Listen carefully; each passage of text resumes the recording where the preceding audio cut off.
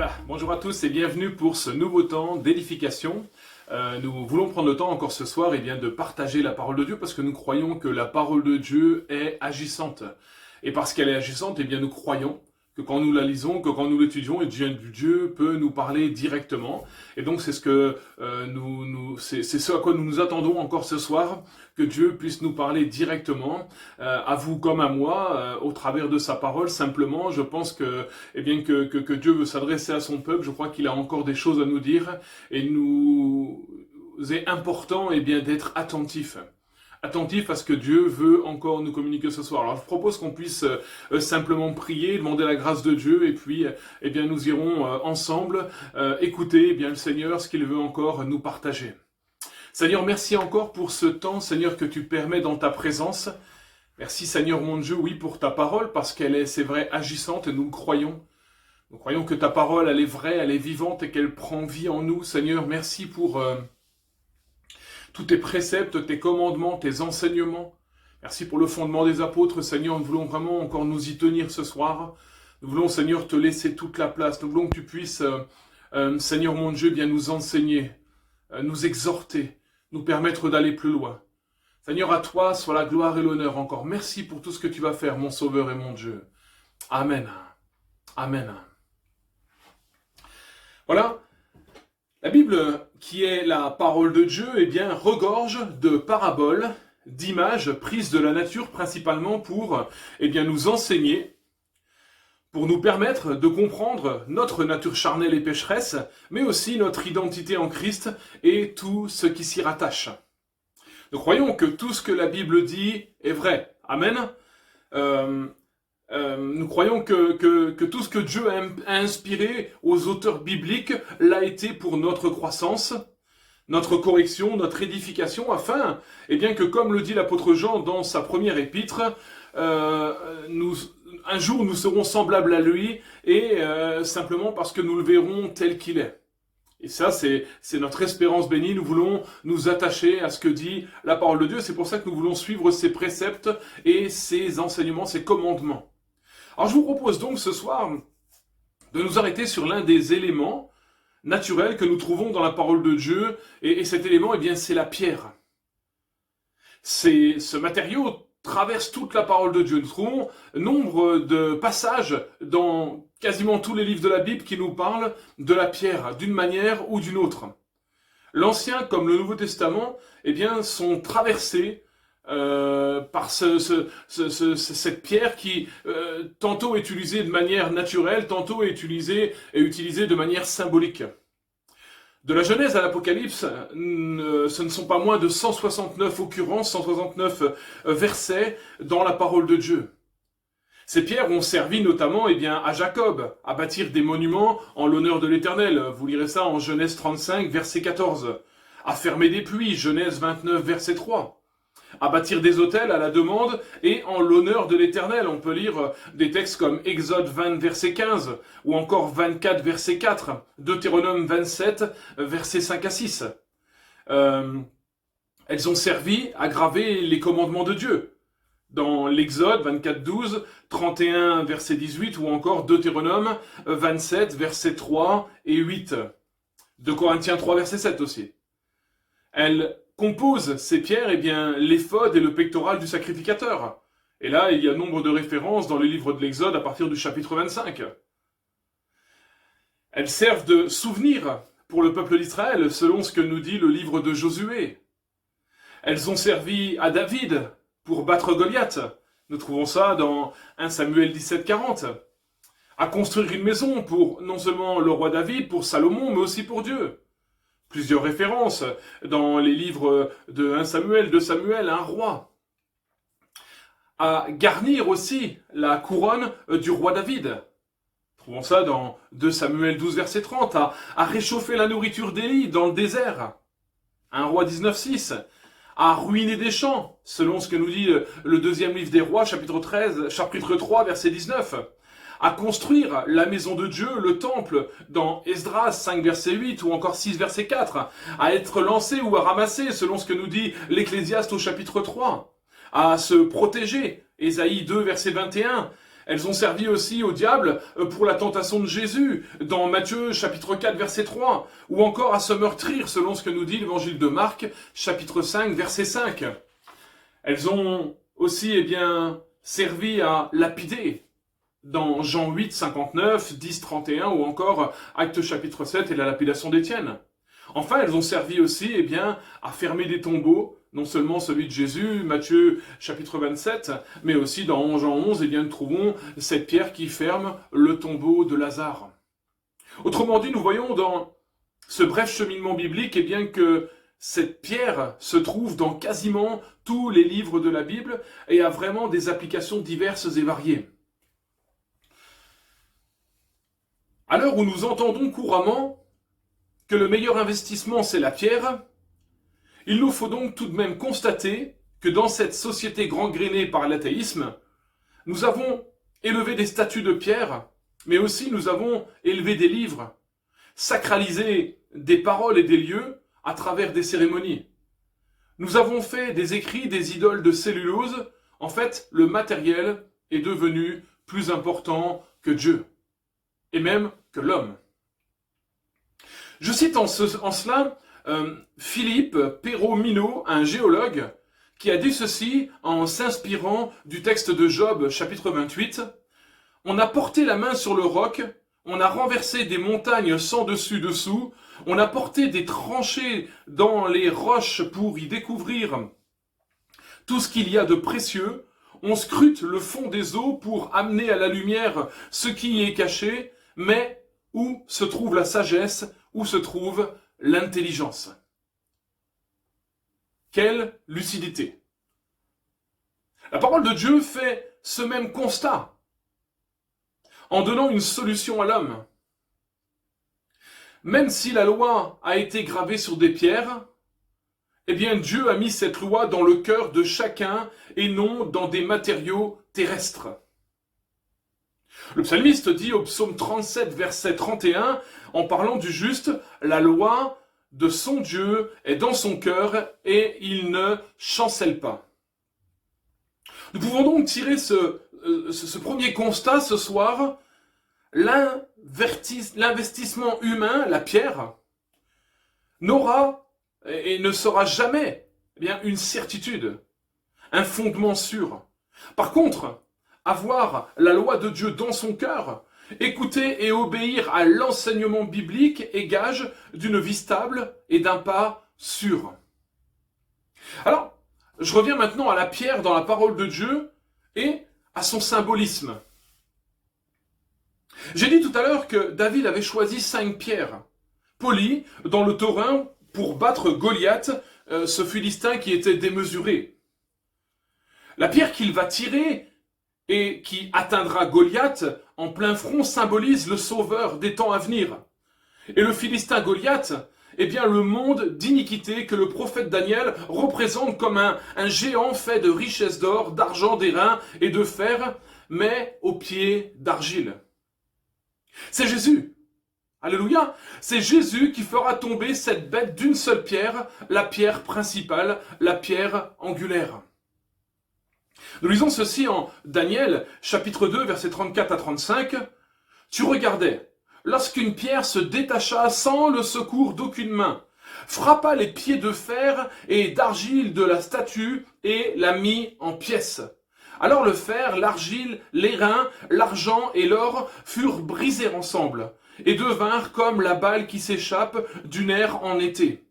Le vent les emporta et nulle trace ne fut retrouvée. Mais la pierre qui avait frappé la statue devint une grande montagne et remplit toute la terre. » Daniel va poursuivre au verset 44 à 45 de ce même chapitre 2. « Dans les temps de ces rois, le Dieu des cieux suscitera un royaume qui ne sera jamais détruit et qui ne passera point sous la domination d'un autre peuple.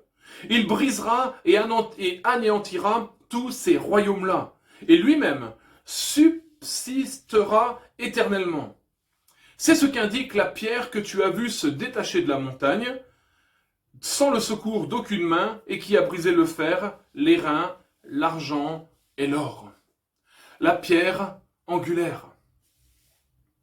Nous trouvons une première interpellation de Dieu envers Job avec cette question dans Job 38, verset 6. Dieu pose cette question à Job: sur quoi les bases du monde ont-elles été appuyées, ou qui en a posé la pierre angulaire? Plus loin, nous retrouvons de nouveau Dieu lui-même, qui va dire par la bouche du prophète Ésaïe, dans Ésaïe 28, verset 16, à cause de cela, voici ce que dit le Seigneur l'Éternel.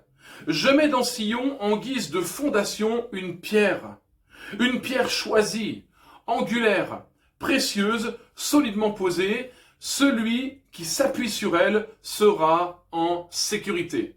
Que le nom du Seigneur soit béni ce soir. Paul dira aux Corinthiens, dans 1 Corinthiens 10, verset 4,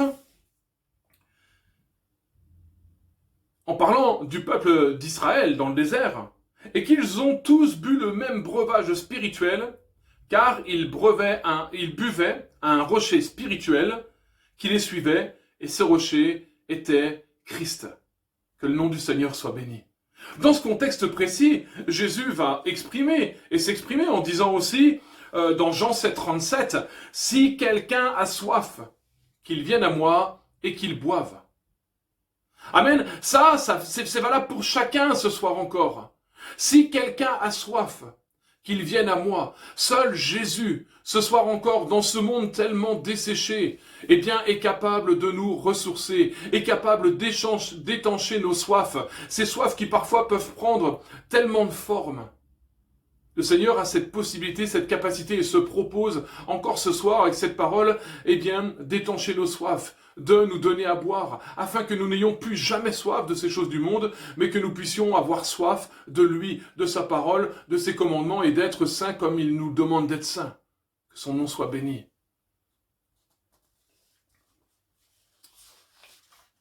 Jésus, en citant le psaume 117, leur dit: « N'avez-vous jamais lu dans les Écritures, la pierre qu'ont rejetée les bâtisseurs est devenue la pierre angulaire. C'est là l'œuvre du Seigneur, une merveille sous nos yeux. Aussi, je vous le dis, le royaume de Dieu vous sera enlevé pour être donné à un peuple qui lui fera produire son fruit. Et tout homme qui tombera sur cette pierre sera brisé. Celui sur qui elle tombera, elle le pulvérisera. » Ça se trouve dans Matthieu 21, versets 42 à 44. La pierre angulaire, la pierre qui tient tout l'édifice, la pierre sur laquelle tout est bâti, le seul fondement, Jésus-Christ.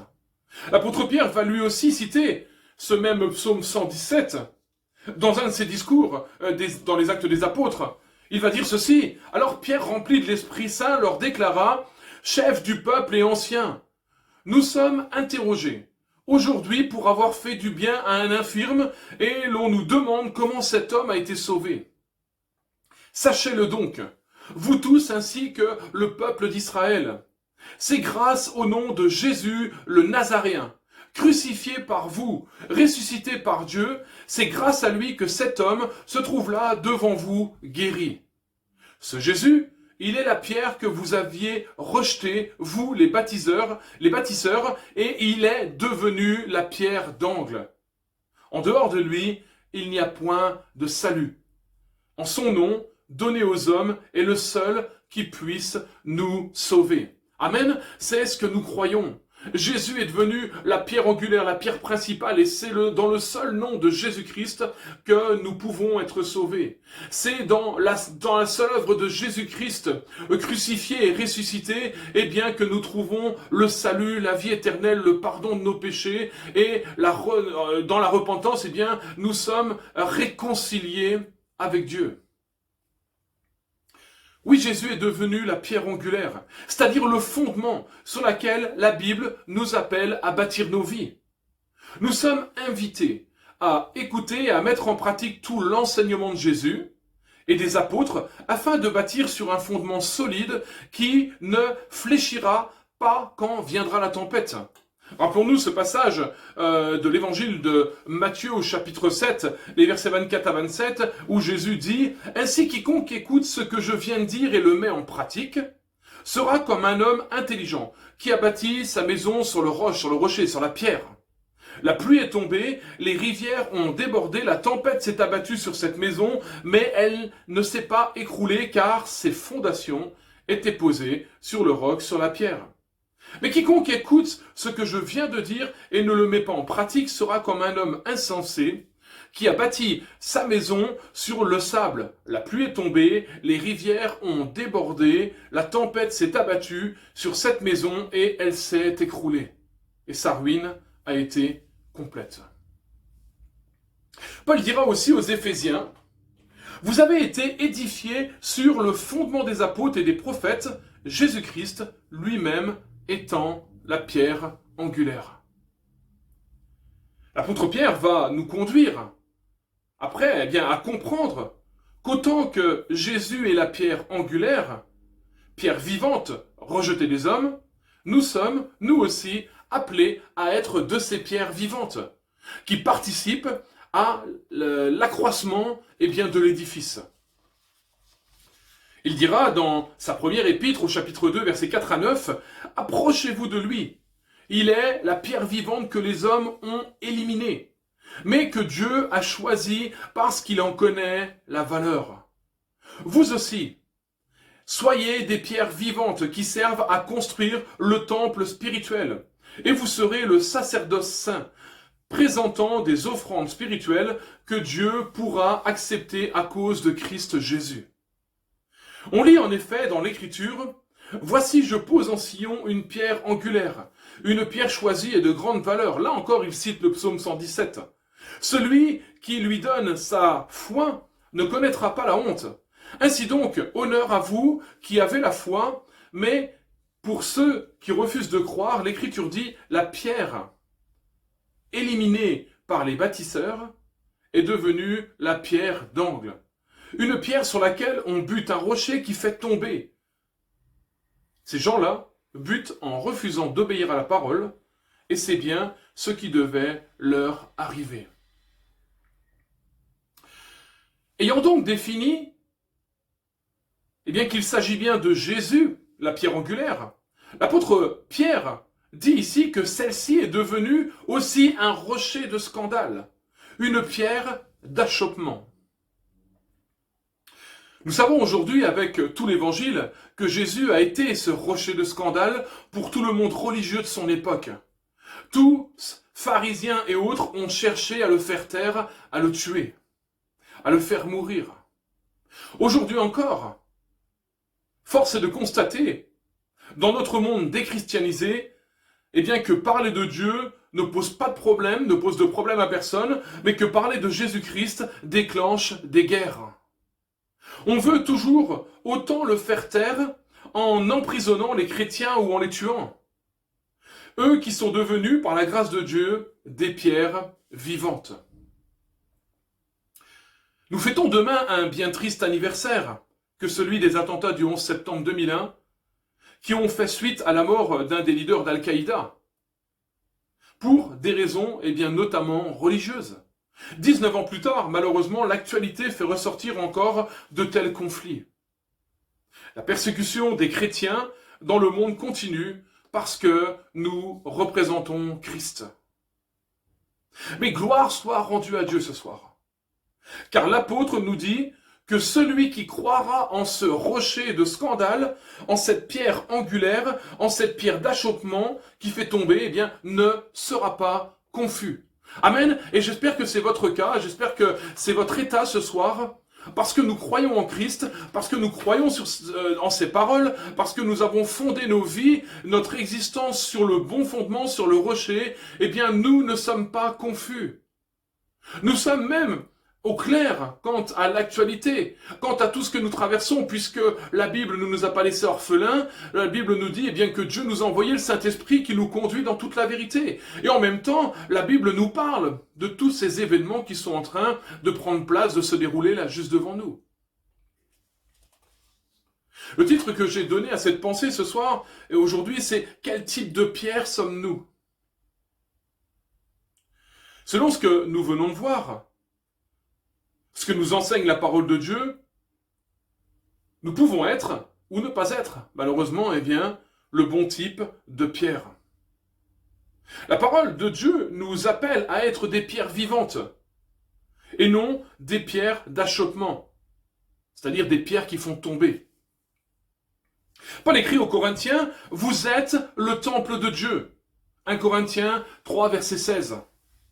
Et Pierre écrit, « Approchez-vous de lui, pierre vivante, rejetée par les hommes, mais choisie et précieuse devant Dieu, et vous-même, comme des pierres vivantes, édifiez-vous pour former une maison spirituelle. » 1 Pierre, chapitre 2, versets 4 à 5. Remarquons encore une chose, les pierres rejetées par les hommes sont choisies et précieuses pour Dieu. Amen. J'espère que ça vous encourage ce soir. Mon frère, ma soeur, mon ami, si tu as l'impression d'être rejeté, eh bien dis-toi que tu es accepté par Dieu et même trouvé comme précieux. Que le nom du Seigneur soit béni. Des pierres vivantes. Dans la Bible, l'assemblée, l'église est souvent comparée à un édifice qui est parfaitement ajusté à tout point de vue, le corps de Christ. Alors, comment peut-on devenir une pierre qui s'ajuste dans l'édifice de Dieu? Être sanctifié signifie transformer de façon à ne pas rester humain, mais à devenir, jour après jour, de plus en plus divin. Non pas que nous allons devenir des dieux, mais par contre, nous voulons ressembler à Dieu, à son image, selon ce que nous dit la parole. Nous ne pouvons pas accomplir cela de nous-mêmes. De la même manière qu'une pierre ne peut pas se transformer en une statue toute seule. En revanche, dans les mains du sculpteur de blocs, du sculpteur de pierre, eh bien, tout peut être taillé pour devenir une statue ou que sais-je encore. Il en est de même pour nous. Nous lisons que nous avons et que nous devons être sanctifiés par l'Esprit. Par la foi en Christ, nous avons reçu l'Esprit qui avait été promis.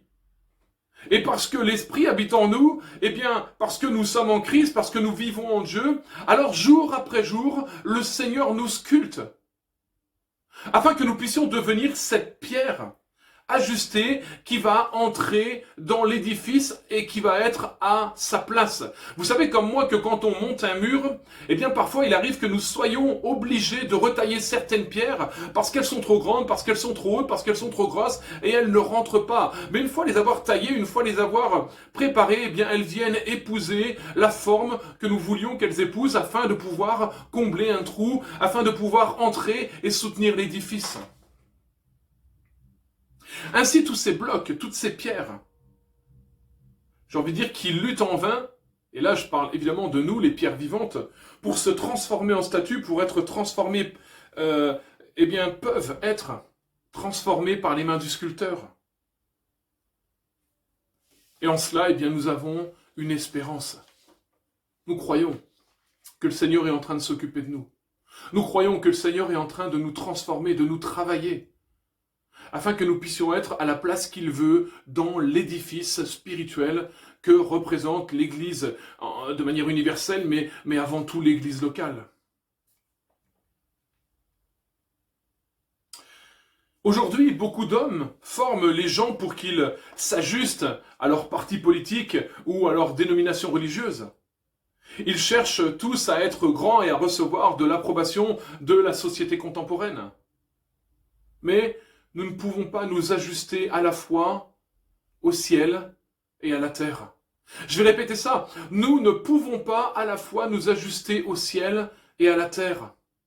Nous qui sommes entrés dans la nouvelle alliance, afin de devenir des pierres vivantes dans l'édifice de Dieu, nous devons accepter, dans une certaine mesure, d'être rejetés lorsque nous faisons la volonté de Dieu.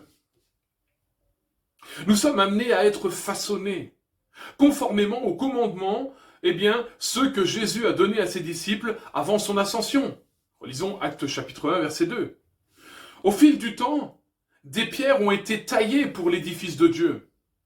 Et elles vont toutes être réunies pour devenir un temple saint lorsque Jésus reviendra. Mais en attendant, aujourd'hui, chacun de nous est en train d'être taillé. Chacun dans ses propres circonstances, en faisant la volonté de Dieu. Mais le jour viendra où nous serons unis dans le but et de créer cet édifice spirituel, cet édifice définitif, cet édifice saint. Un jour viendra où nous serons unis sans le bruit du marteau, tout comme le temple de Salomon lorsqu'il fut construit. Aucun instrument de fer n'était attendu. Trouvons ce passage dans 1 Roi, chapitre 6, verset 7. Si les collaborateurs de Dieu de toutes les époques, eh bien, avaient tenté d'adapter les commandements aux tendances de leur temps, pensez-vous que ces pierres formées pendant plus de 2000 ans, eh bien, pourraient s'ajuster? Jésus est resté le même. Alléluia. Et l'Esprit n'a pas changé pendant ces 2000 ans. Si le commandement a été de garder sans tâche sa parole, ses commandements, ses préceptes, eh bien, si nous gardons ce commandement, alors les pierres s'ajusteront parfaitement, parce qu'elles auront été taillées par le même tailleur de pierre, selon les mêmes principes, les mêmes préceptes. Une pierre ou une brique toute seule ne peut pas faire un édifice. Pour cela, elle doit être réunie à d'autres pierres, reposer sur elle et porter les autres. Le tout en faisant un solide assemblage, selon ce que nous dit l'apôtre Paul en Éphésiens au chapitre 4, verset 16. Et là, il me semble qu'il y a vraiment une pensée pour nous, de la communion fraternelle, de la vie de l'Église, et puis, justement, d'être les uns les autres et de former cet édifice. Le tout, bien sûr, représente l'Église universelle, évidemment. Mais sur le plan local, nous avons aussi besoin d'un édifice spirituel, où les uns s'appuient sur les autres et nous nous portons aussi les uns les autres. Alors, la question, évidemment, on ne résiste pas à poser cette question-là ce soir, formons-nous un solide assemblage? Pouvons-nous compter les uns sur les autres? Sommes-nous à notre place dans ce mur? Formons-nous ou sommes-nous corps avec nos frères? Partageons-nous peines et joies?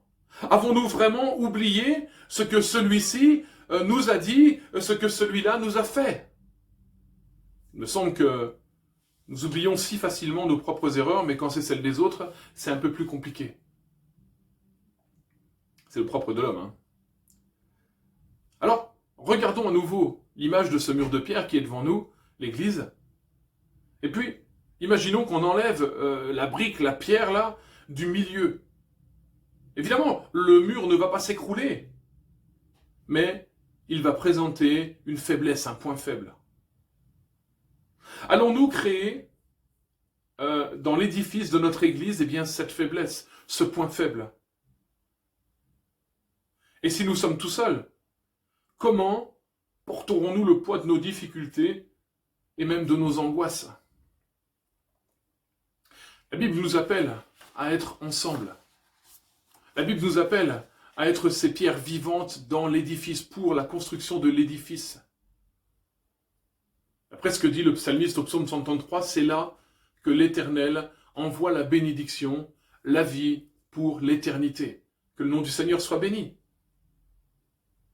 Alors, chers frères et sœurs, chers amis, ce soir peut-être qui regardez cette vidéo, reprends ta place dans l'édifice. Car ce n'est que si nous sommes partie intégrante de cet édifice que non seulement nous ne porterons pas le poids de tous nos problèmes, mais en même temps que nous serons portés. Parce que nous nous porterons les uns les autres comme l'enseigne la parole de Dieu.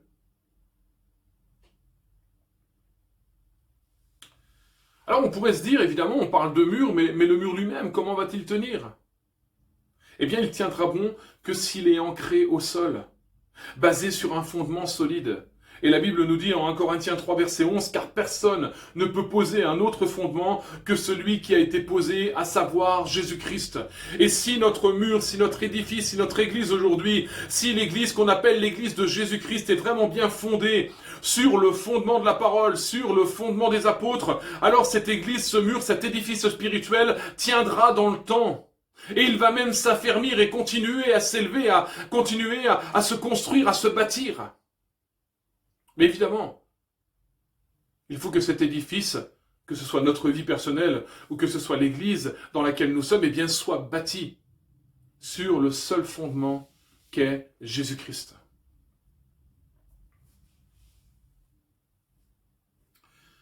Jésus est le fondement de tout l'édifice. Notre place dans cet édifice, eh bien, est primordiale. Et Jésus veut nous mettre à la place qu'il a déjà préparée, qu'il a déjà voulu pour nous. Chaque pierre, chaque brique a son rôle à jouer.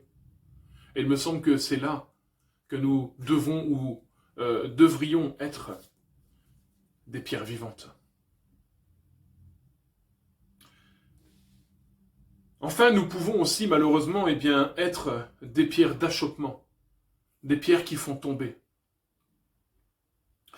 Le dictionnaire dit pour pierre d'achoppement, pierre sur laquelle on trébuche, un obstacle qui nous fait faire un faux pas. Paul, par exemple, en parle aux Romains avec cette recommandation dans Romains chapitre 14, verset 13. « Ne nous jugeons donc plus les uns les autres, mais pensez plutôt à ne rien faire, qui soit pour votre frère une pierre d'achoppement ou une occasion de chute. » Il va dire encore dans 1 Corinthiens chapitre 8 verset 9, « Ce n'est pas un aliment qui nous rapproche de Dieu. Si nous en mangeons, si nous n'avons rien de plus. Si nous n'en mangeons pas, nous n'avons rien de moins. Prenez garde toutefois que votre liberté ne devienne pas une pierre d'achoppement pour les faibles. » Nous voyons dans ces deux exemples qui, évidemment, ne sont pas exhaustifs, et il pourrait y avoir nombre d'exemples encore sur lesquels nous pourrions être des pierres d'achoppement les uns les autres, et bien que nous sommes appelés à veiller sur nos paroles, notre attitude, notre conduite pour le bien commun, afin de ne pas être pour l'un ou pour l'autre une occasion de tomber, de pécher et parfois même de s'éloigner non seulement de l'Église mais de Dieu. Vous connaissez peut-être cette histoire, l'histoire de cet aveugle qui se tenait au coin d'une rue très animée, une lampe tempête à la main. Quelqu'un lui en demanda, mais à quoi vous sert cette lampe? Vous êtes aveugle. Vous empêchera-t-elle vraiment de tomber, de trébucher? Et l'aveugle répliqua, non, bien sûr, mais elle empêchera les autres de trébucher sur moi. Chers frères et sœurs, pouvons nous poser la question ce soir avec un peu d'humilité, avec un constat transparent de nos vies, sommes-nous une pierre d'achoppement pour les autres ou un tremplin?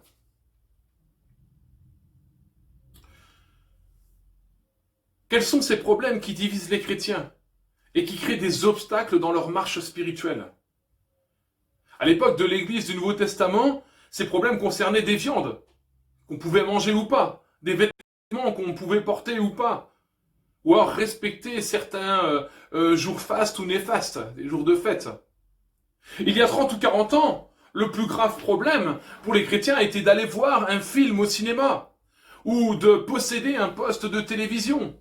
Des pasteurs dénonçaient ça. Des pasteurs d'ailleurs ont même dit mais que c'était quelque chose qui était maudit et aujourd'hui eux-mêmes possèdent un poste de télévision. La télévision était un instrument de Satan. Et pourtant nous voyons bien que les choses ont changé. Aujourd'hui la plupart des chrétiens et même des pasteurs, ont une télévision dans leur maison. De nos jours, ce sont Internet, les smartphones, les jeux vidéo qui ont pris la relève. Jean a dit ceci en sa première épître au chapitre 2, verset 10. « Celui qui aime son frère demeure dans la lumière et aucune occasion de chute n'est en lui. » Il me semble, chers frères et sœurs, que ce qui est principal, ce qui est primordial pour que l'édifice continue à s'élever, pour que nous puissions être vraiment des pierres vivantes, eh bien c'est que nous puissions nous respecter, nous aimer les uns les autres. Que par nos paroles, nos conduites, nos actes, nous ne soyons pas un sujet de chute pour l'un ou pour l'autre.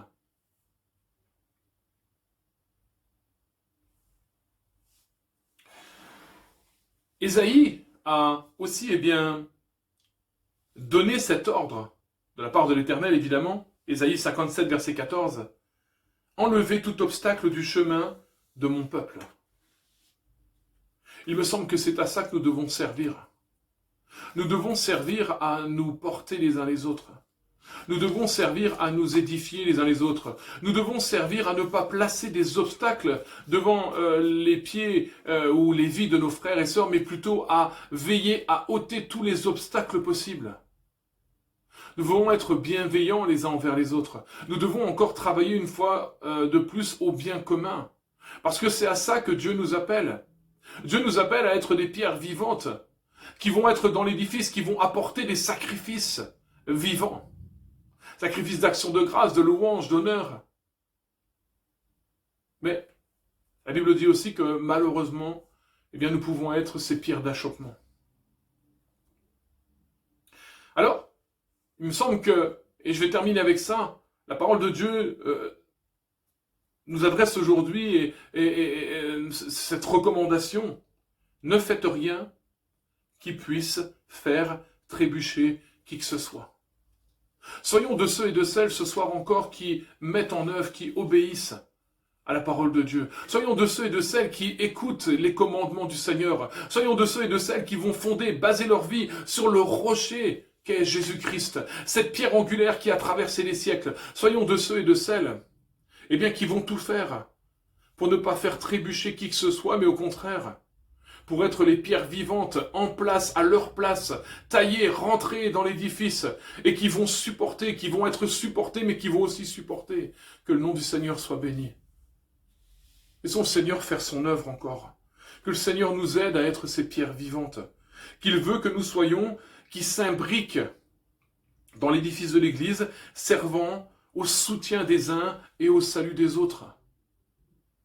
Dieu veut nous équiper encore. Le Seigneur veut nous faire grâce. Mais il nous appelle aussi à considérer notre position ce soir. Il nous appelle à réfléchir, il nous appelle à faire le point sur là où nous en sommes. À peut-être reprendre notre place. À peut-être redevenir des pierres vivantes. Peut-être que nous sommes aujourd'hui des pierres mortes, des pierres sur lesquelles il y a de la poussière. Le Seigneur veut encore nous donner son souffle de vie, afin que ces pierres puissent reprendre vie, afin qu'elles puissent être actives au sein du peuple de Dieu, au sein de l'Église, et qu'elles puissent permettre, par leur rapport, les unes sur les autres, de faire croître l'édifice de Dieu. Ce monde a besoin du salut. Ce monde a besoin d'entendre la bonne nouvelle de l'Évangile. Et il y a fort à faire. Il y a de la place pour chaque pierre vivante. Que le nom du Seigneur soit béni. Voilà, bonne soirée à chacun. Je vous laisse avec cette réflexion. Laissons le Seigneur, laissons le Saint-Esprit encore nous inspirer, nous parler, nous reprendre, nous corriger. En même temps, Dieu le fait parce qu'il nous aime. Et si le Seigneur nous amène à la réflexion,